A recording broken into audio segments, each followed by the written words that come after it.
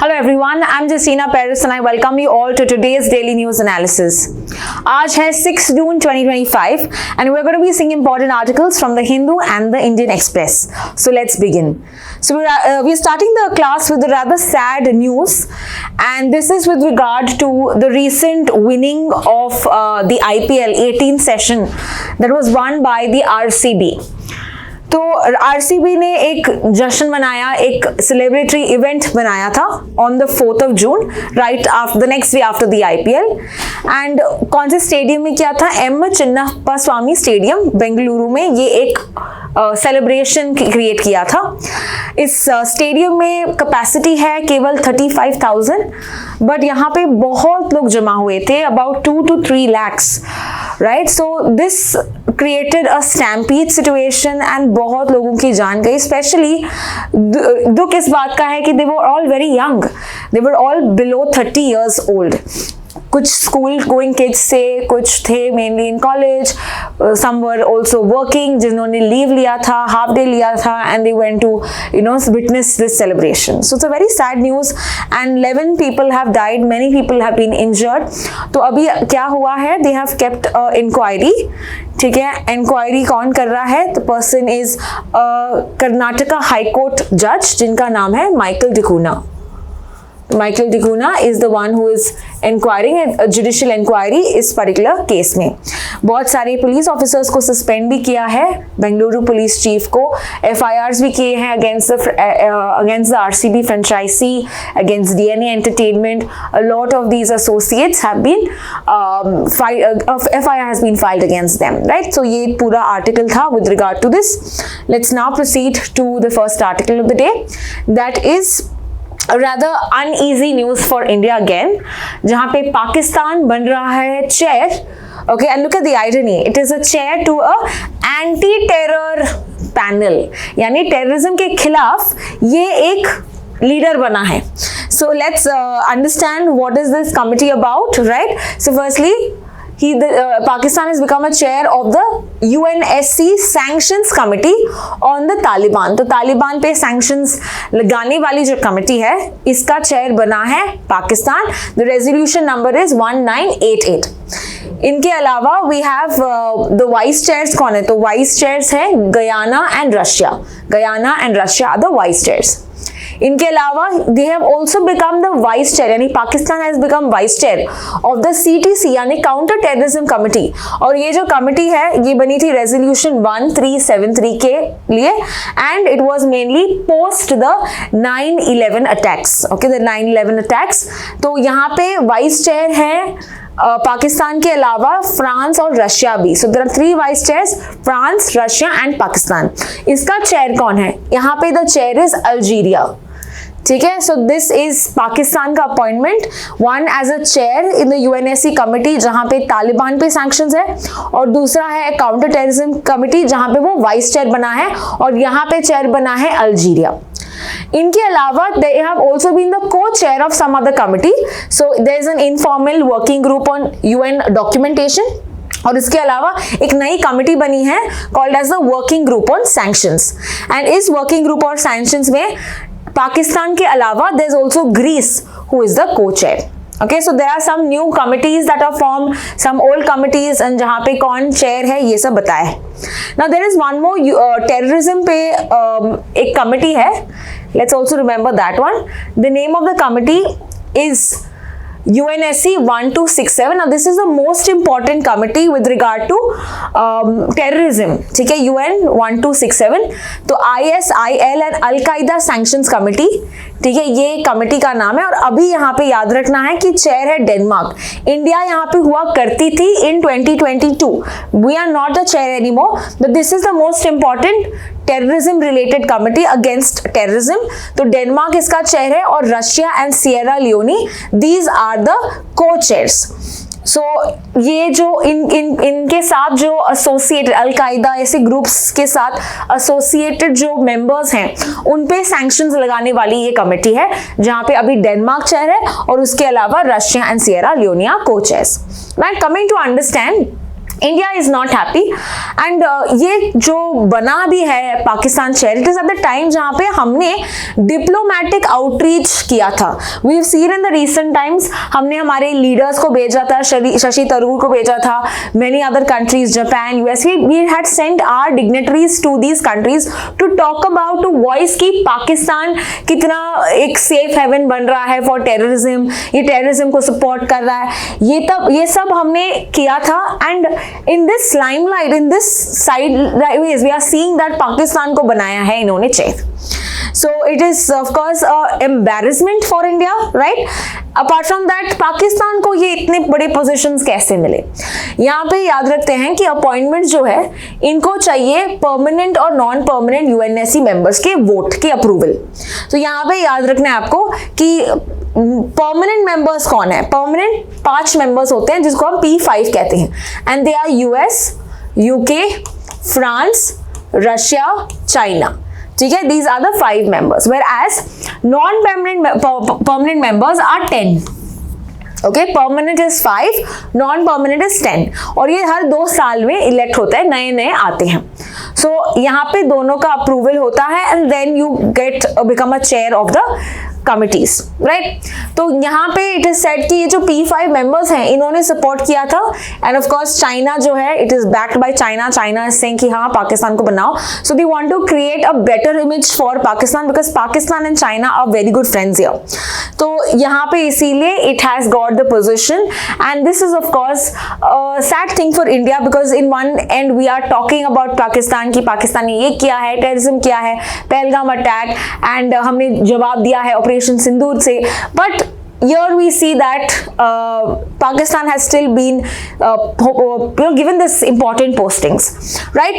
Let's proceed to the next article then. अगला जो article है it is with regard to the hydrology of the Brahmaputra. तो Indus river के बारे में हमने बहुत discuss किया, the Indus water treaty, right? Now we are focusing on the Brahmaputra.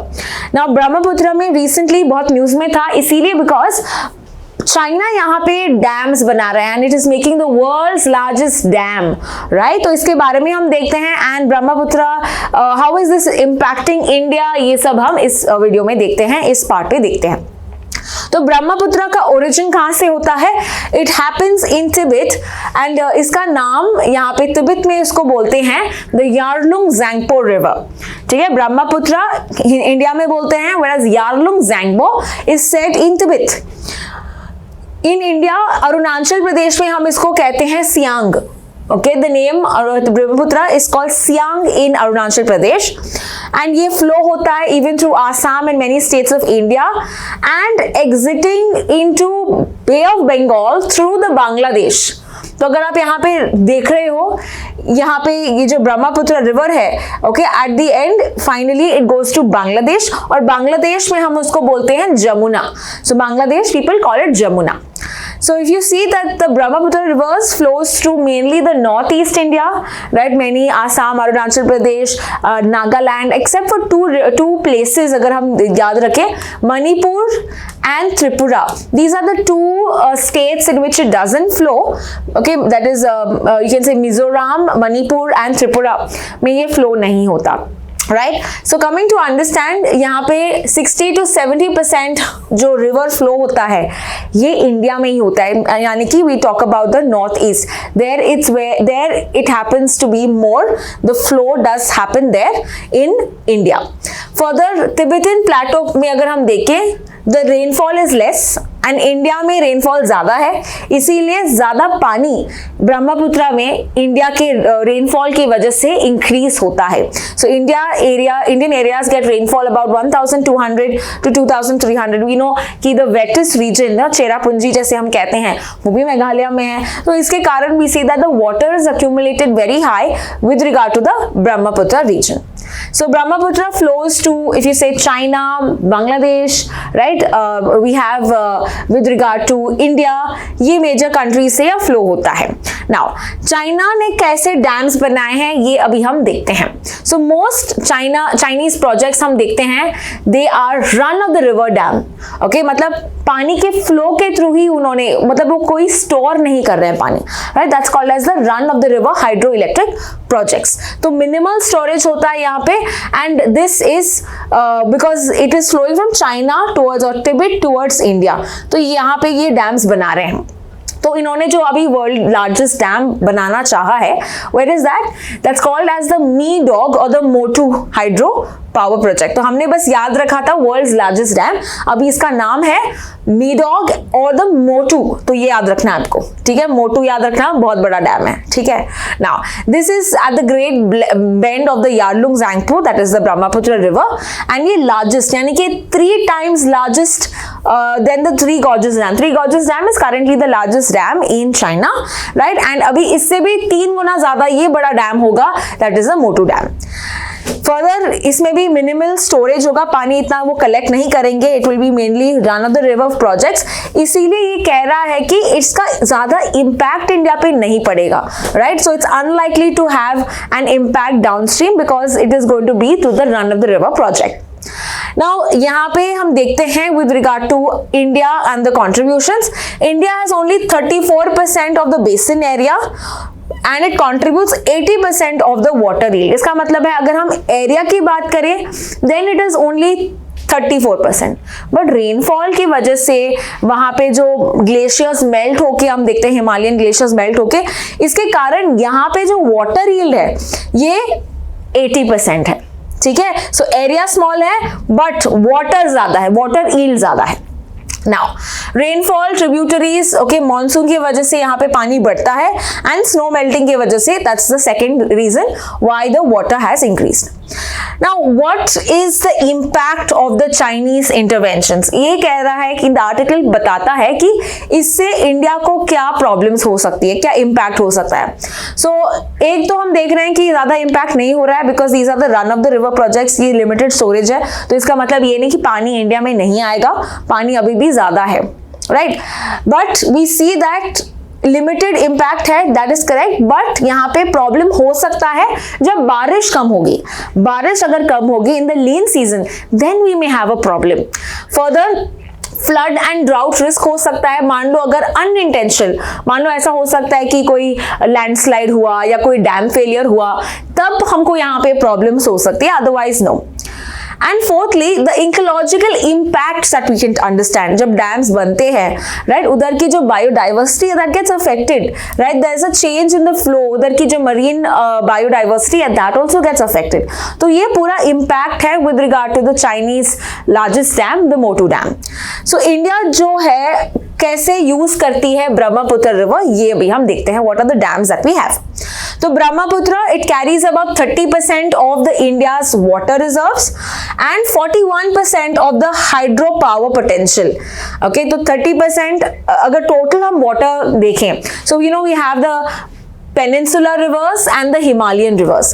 Peninsular मतलब जो मेनलैंड पे जो रिवर्स हैं, if you talk about you know Narmada, Tapi, Godavari, Kaveri, Krishna, ये peninsular the mainland. Whereas Himalayan rivers से जो ओरिजिनेट होते हैं, जैसे कि 3 रिवर्स हैं, गंगा, ब्रह्मपुत्र एंड इंदस, राइट। तो अगर हम ये रिवर्स में देखें, Brahmaputra alone can say that 30% of water resource. तो among all the rivers Brahmaputra can contribute about 30% of the water. Next, इसके अलावा ये Brahmaputra also gives energy with regard to hydro power energy, तो इलेक्ट्रिसिटी के लिए भी ये इस्तेमाल कर सकते हैं। नाउ मेनली ये जो पावर प्रोजेक्ट्स हैं ये अरुणाचल प्रदेश में है। So the recent projects, please write it down, we have Etalin, okay, so that's Etalin hydro power project, और दूसरा वाला है upper Siang project, upper Siang hydroelectric power project. These two are currently made in Arunachal Pradesh, but इसका थोड़ा स्लो चल रहा है because of you know protest चल रहे हैं, एनवायरनमेंट पे यू नो जो इम्पैक्ट हो रहा है, तो लोग यहाँ पे प्रोटेस्ट कर रहे हैं इन दिस केस। सो इसीलिए land acquisition is also one reason why the projects are very slow here. Further कोई और एक इंटर बेसिन ट्रांसफर प्रोजेक्ट, यानी कि हम दो मेजर रिवर्स को कनेक्ट कर रहे हैं ताकि जो सरप्लस रीजन है, ब्रह्मपुत्र का सरप्लस वाटर है, ये कैरी कर रहे हैं टुवर्ड्स द लीन एरियाज जहां पे पानी कम है, water deficient areas of the Ganga. तो एक है मानस संकोच Teesta Ganga link, okay, connecting the two reasons. दूसरा वाला है जोगी होपा तीस्ता फरक्का लिंक, ठीक है। तो ये दो हमको रिवर लिंकिंग प्रोजेक्ट्स याद रखने हैं।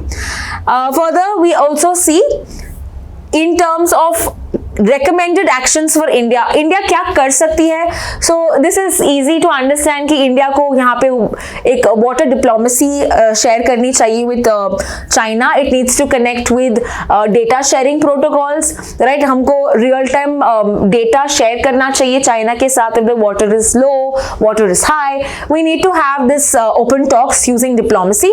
We need to have enough studies, okay, scientific multidisciplinary studies करना चाहिए among the river basin, right? Next, अगर हम इंडस एंड सतलुज की बात करें, now apart from Brahmaputra, China is also making dams on Indus and Sutlej. तो बिकॉज ये इसके थ्रू भी फ्लो करती है, so China has build dams on Sutlej and Indus, but India के dam, these are Indian dams, so please note it down. India has also made these dams, जैसे हमारा Bhakra dam है, गोविंद सागर रिजर्वॉयर दैट वी से, right. ये कहाँ पे है? ये हिमाचल प्रदेश में है। And which river पे है ये? This is on Satluj, right? Whereas the Nemo Basco, ये लद्दाख में है and this is on the river Indus. So this is a new project around 45 gigawatt हम electricity generate कर रहे हैं लद्दाख में because of this dam, right? So Indus and Satluj पे भी चाइना बिल्ड कर रहा है, लेकिन ये इंडिया भी अपना डैम्स यहाँ पे असर्ट कर रही है। So ये पूरा आर्टिकल देखा है हमने on the hydrology of Brahmaputra, about the rivers, streams and everything. Let's now proceed to the next article. अगला आर्टिकल इंडियन एक्सप्रेस में दिया है with regard to the state of the ungulates. Now what do you mean by an ungulates? These are animals that have hoofs. You know what are hoofs? जैसे कि आपने dear या camel के पैरों में, या यू नो कैटल के पैरों में देखा है some hard you can say covering, right? उनका जो हार्ड कवरिंग होता है that is called as hoofs. So these are mainly used by top predators like lions and tigers. ये इनका शिकार होती है। तो ये हम अभी स्टडी कर रहे हैं कि what are the animals that are there, what are these ungulates that are there, और ये कैसे impact कर रही है tiger populations को। So now who is doing this study? The study is conducted by the National Tiger Conservation Authority, जो बनी थी 2005 में under the Wildlife Protection Act. This is the same body that is also implementing Project Tiger, Cheetah Relocation Project. ये सब हम देखते हैं, यही बॉडी क्रिएट करती है, इम्प्लीमेंट करती है National Tiger Conservation Authority. And the second one is the Wildlife Institute of India. तो इन्होंने पूरा ungulates, यानी कि what are the ungulates that have hoofs on the legs? So it could be deers, pigs, antelopes, bisons, wild boar, pygmy hog, hog deer, बहुत सारे animals होते हैं. Basically the you can also name these as the herbivores, right? Those are eaten by the carnivores, right? These are eaten by the carnivores. तो इसका पूरा study कर रहे हैं. So it is based on the data from 2022 All India Tiger Estimate, and these are the preys for the tigers. यहाँ पे इनका शिकार करते हैं, and they also help to maintain the forest and the soil health. तो अभी क्या पाया गया है इस रिपोर्ट में? इस रिपोर्ट में हमको पता चलता है कि mainly if you talk about the spotted deer, the chital और the sambar and the gaur, ये mainly major parts of India में पाते हैं, okay. But there is a decline in many states like Odisha, Jharkhand and Chhattisgarh. और ये डिक्लाइन क्यों है ये भी बताया है हमको रिपोर्ट में। डिक्लाइन इसलिए बिकॉज ऑफ इनका जो हैबिटेट है ये फ्रैगमेंट हो रहा है, ये कम हो रहा है, राइट। यहाँ पे हम माइनिंग कर रहे हैं, हम बिल्डिंग्स बना रहे हैं, हम फॉरेस्ट को तोड़ रहे हैं, तो जिसके कारण this is leading to a reduce number of populations also. Further infrastructure बनने से हम क्या कर रहे हैं, उनका जंगल एरिया ले रहे हैं, and that is leading to them being very disperse, being very fragmented. For the human animal conflict, शिकार भी होता है, हंटिंग भी होता है, पोचिंग भी होता है, so this happens very illegally as well. And six is also with regard to left wing extremism, okay. तो इनका यहाँ पे शिकार भी हो सकता है, that is the possible reasons क्यों इनका नंबर कम हो रहा है। If you talk about specific animals, यहाँ पे idea दिया है. This is not very important from exam point of view, but you should know these names who are ungulated. Okay, who are the ungulate animals with the hooves? So चीतल, spotted deer, ये major part of India में पाते हैं हम. Sambar, which is in the central or the western Ghats. Next, wild pig, जो again all over India. Nilgai, okay, nilgai, which is found, it's like a deer itself, which is again seen in farmlands. And gaur, जो western Ghats, eastern Ghats and Himalaya में पाते.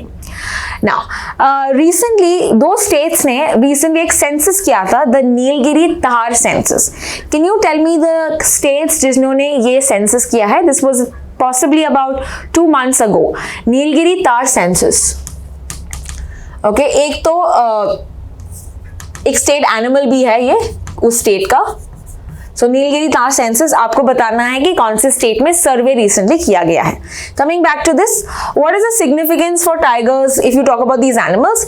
ये इनके लिए शिकार है. This is the prey base for them, right? It's a stable prey base. और अगर नहीं होंगे तो tiger, right, tiger also will be, the population will be reduce, because वो खाएंगे क्या, राइट? सो रिड्यूस टाइगर ऑक्यूपेंसी होगा. टाइगर्स जाएंगे दूसरे जगह पे जहां पे प्रॉब्ली ह्यूमन एनिमल कॉन्फ्लिक्ट भी हो सकता है. सो दे कैन डिस्पर्स, और जिसके कारण human wild conflict, if they can't find the food, right, और वो एनिमल ह्यूमंस को भी खा सकते हैं. तो that is a problem here. Further Maharashtra and Madhya Pradesh, यहाँ पे हम देखते हैं कि जो कैरिंग कैपेसिटी है, the tigers that are there, they are already very much sufficient. Okay, they are more than sufficient. तो यहाँ पे we require new places like the east and central states. इनको ज्यादा टाइगर्स लेने की जरूरत है, बट वहां पे प्रॉब्लम यही है कि शिकार उनका कम है. So that is the concerns that we see. Question to you is, in which state of India do you find maximum tiger population? In which state of India do you find maximum tiger population? Please write that in the comment section. Let's proceed to the next article. अगला article है, it is with regard to IBC. What's the full form of IBC? IBC का full form है insolvency and bankruptcy code. Now what does this mean? Let's understand. तो मान लो एक आदमी है, ठीक है, let's name him NM. NM is not Narendra Modi, okay, it means Nirav Modi. Okay, I am just naming NM. तो NM को एक कंपनी सेटअप करनी है, ठीक है. ये कंपनी सेटअप करने के लिए उसको पैसे चाहिए थे. So they wanted a lot of money. So he goes to different people, he goes to banks and he collects money. Now he try to set up, but Covid हो गया. तो कोविड के कारण मान लेते हैं कि NM could not pay back. Okay, इनकी जो कंपनी है लॉस में चली गई and he is not able to pay back the money. He is not able to pay back the money, ठीक है, टू दीज क्रेडिटर्स. तो ये जो पैसे देते हैं इनको बोलते हैं creditors, right? And this guy is in debt, तो डेटर बोल सकते हैं हम इसको, या हम इसको डिफॉल्टर भी कहते हैं क्योंकि he can not pay, right? So he is called as the defaulter. Now IBC इसीलिए बना था बिकॉज ऐसे NM जैसे बहुत लोग हैं that are not able to pay back because of the loss, because of the problems that they had, वो control नहीं कर पाए, या कोई ग्लोबल एक प्रॉब्लम हुआ, ग्लोबल डिप्रेशन हुआ. So there are many factors where he could not pay back. Okay, उनकी स्ट्रैटेजी अच्छी नहीं थी, उनके डायरेक्टर्स अच्छे नहीं थे, वो बीमार पड़ गया, जो भी है. So he is not able to pay back. तो ऐसे टाइम में हमने एक कोड बनाया called as the insolvency and bankruptcy code. 2016 की बात है ये. Okay, so this is a complete bankruptcy law.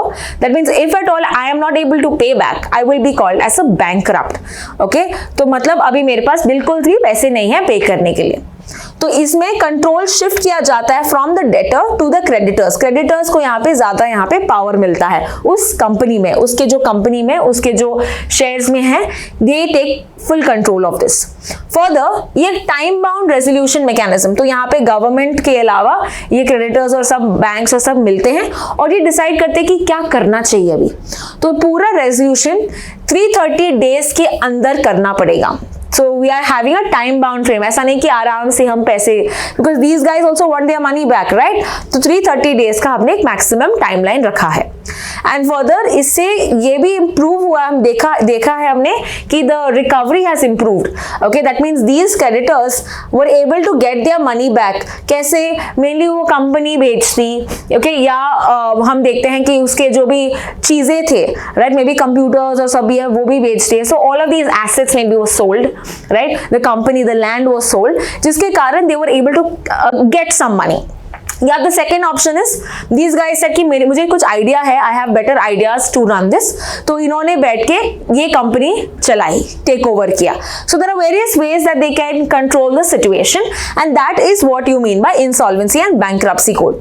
तो आर्टिकल यही कहता है कि ये कितना इफेक्टिव है. So just praising this particular code. So supreme court भी कहता है कि it is called as the defaulters paradise is lost. यानी डिफॉल्टर जो इतना अच्छे से पैसा ले रहा था, अभी वो लेके जा रहे हैं, उसका paradise is lost. Further credit culture में शिफ्ट कर रहे हैं हम बोरोड बिहेवियर. सो नाउ दो बार सोचेंगे जब वो बोरो करेंगे, because they are making sure कि वो पैसा उससे वापस लेंगे, राइट. So that is the borrowing behaviour. पहले ऐसे ही लोन लेते थे और बोलते थे नहीं मैं पे नहीं कर सकता हूँ, तो अभी और भी सख्त बनाया है and that is changing also the borrowers behaviour. Further NPS को रिड्यूस करें. एनपीए का फुल फॉर्म क्या है? NPA means non-performing asset. NPA means non-performing asset. Okay. Now, what does non-performing asset mean? मान लो this is a bank. Okay, bank has given money to say a person A. Now A is not able to pay the money back to the bank, right? So this is called, this loan, okay, this loan is called as a non-performing asset. Because पहले वो bank को मिल सकता था उसका amount, along with that एक interest मिल रहा था, पर अभी वो अमाउंट भी नहीं मिल रहा है, वो एडिशनल इंटरेस्ट भी नहीं मिल रहा है. यानी ये जो एसेट जो बैंक को मिलना चाहिए था ये परफॉर्म नहीं कर रहा है, right? That is why it's called as a non-performing asset. The loan which the NM took, right, वो पे नहीं कर पा रहा है, so that becomes an NPA. तो अभी ये NPA because of this ये reduce हुआ है, ये बताते हैं to about 2.8%. पहले था 11%, now it is only 2.8%. So that's a good news for us. Further, discipline in credit allocation. तुम 10 बार सोचोगे किसको पैसे देना है. So that is also creating a good credit culture, right? पर इसमें challenges भी है. For example, judicial delays at NCLT. What is NCLT? NCLT का मतलब है National Company Law Tribunal. National company law tribunal. Now ये जो केसेस चलते हैं कि मैं पैसे नहीं दे पा रहा हूं, ये कोई कोर्ट में चलेगा. तो मान लो एक कंपनी अगर डिफॉल्टिंग है, एक पूरी कंपनी ने पैसे लिए थे और वो पैसे नहीं दे पा रही है, तो उसके केसेस सुने जाते हैं एनसीएलटी में. ओके, बट मान लो कोई सिंगल पर्सन है, मान लो एनएम है who is not able to pay back, so it's an individual who is defaulting, right, individual is defaulting, तो इसका केस जाता है डेट रिकवरी ट्रिब्यूनल में.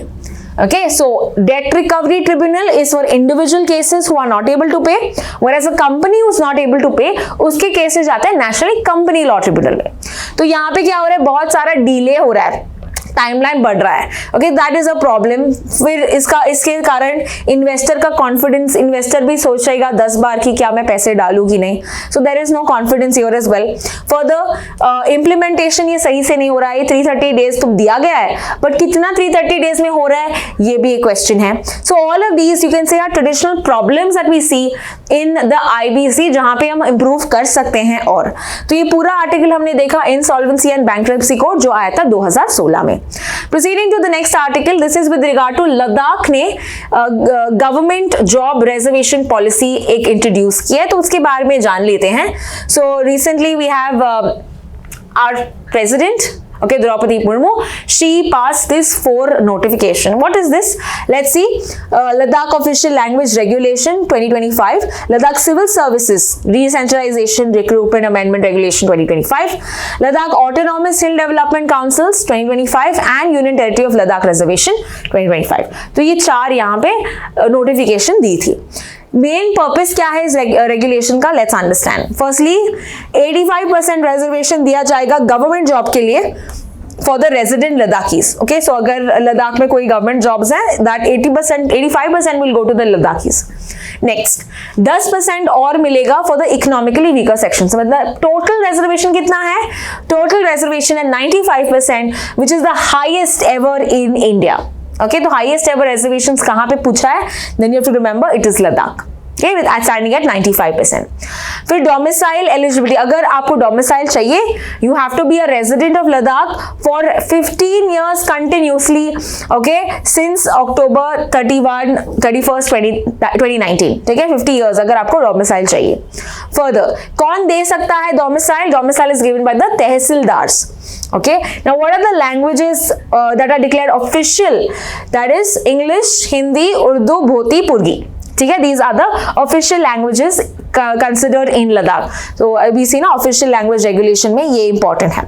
Further, 1/3 रिजर्वेशन दिया गया है महिलाओं के लिए, specially in the Ladakh hill councils on a rotationary basis. So women also are getting reservation in administration also. Okay, तो ये पूरा रेगुलेशन देखा। Now let's see with regard to the Ladakh. Ladakh की अगर हम मैप देखें, it is consist of 2 parts। We have Kargil and Leh, which is the 2 major parts, right. Kargil में आप देखते हो मोस्टली मुस्लिम मेजोरिटी है, whereas लेह में you find the Buddhist majority.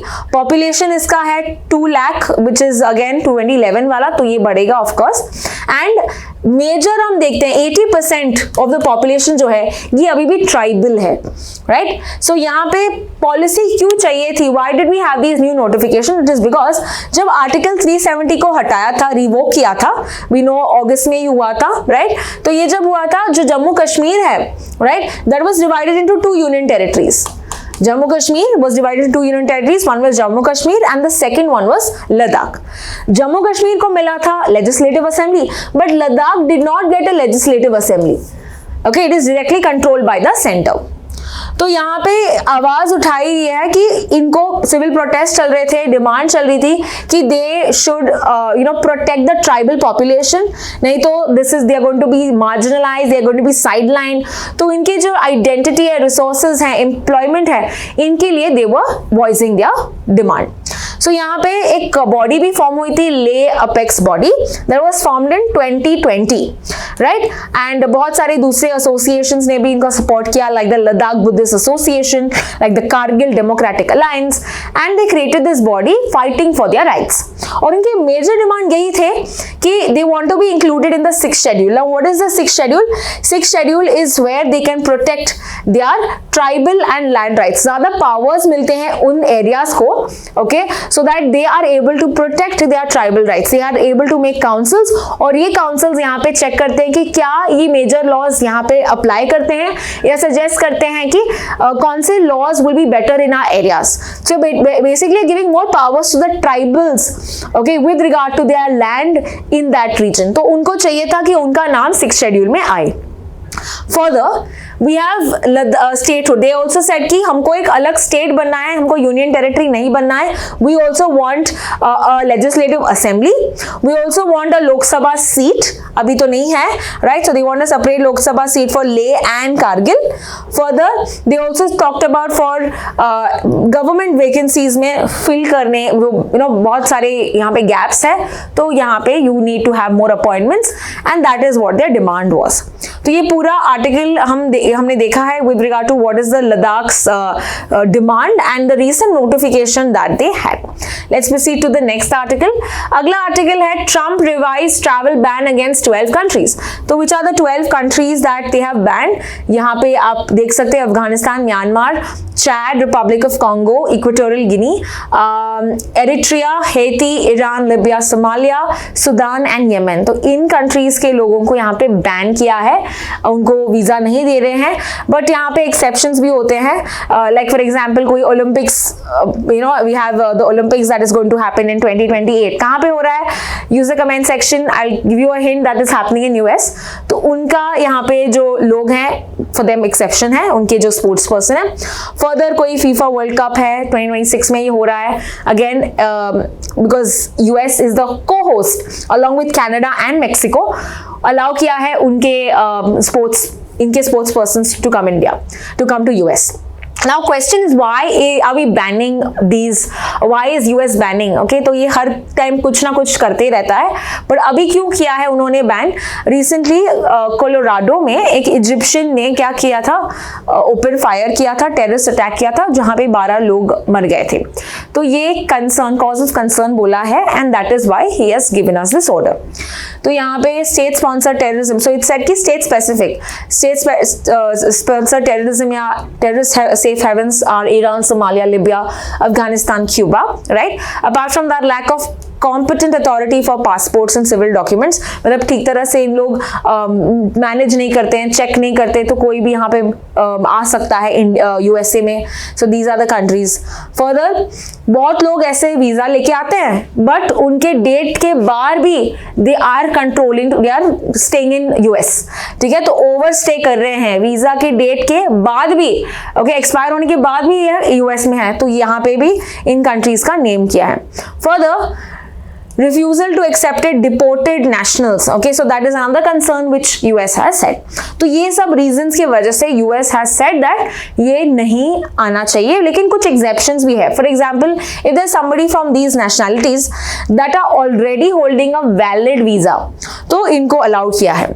Further, कुछ लोग ऐसे बन गए भी है citizens, right? So उनके लिए भी that is allowed. US permanent residence अगर मिला है, green card holder हो तुम, तो तुमको allow किया जा रहा है. And of course, sportsmen that are coming to the country. Dual nationals भी हो सकते हैं, like dual citizenship वाले जो लोग हैं. Okay, अभी से लेकिन बंद किया है to take in new people coming into US.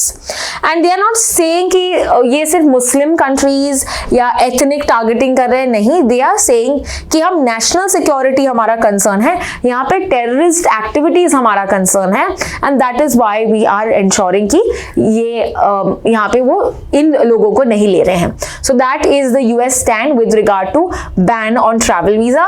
Let's proceed to the next article. अगला आर्टिकल है तमिलनाडु ने यहाँ पे नोटिफाई किया है एक flamingo sanctuary, greater flamingo sanctuary. ठीक है, तो याद रखना है आपको, यहाँ पे फैक्ट क्या है कि ये कौन सी जगह पे होगा, Dhanushkodi. Okay, the place is Dhanushkodi in Ramanathapuram district. District का नाम भी दिया है रामनाथपुरम. तो कल के दिन था 5 जून यानी कि वर्ल्ड एनवायरनमेंट डे. तो इनके जो चीफ मिनिस्टर है MK स्टैलिन, इन्होंने ये इनॉग्रेट किया है. Further we see that this particular greater flamingo sanctuary that you can see, it is going to be around 500 hectares, इतना बड़ा होगा, and will be part of the Gulf of Mannar Biosphere Reserve. ये Gulf of Mannar Biosphere Reserve का ये part होगा. तो ये पूरा article हमने देखा, more of a one-liner for your exam. And that's all with regard to today's article. I hope you have understood well. If you have any concerns, use the chat box to ask. Thank you so much for watching.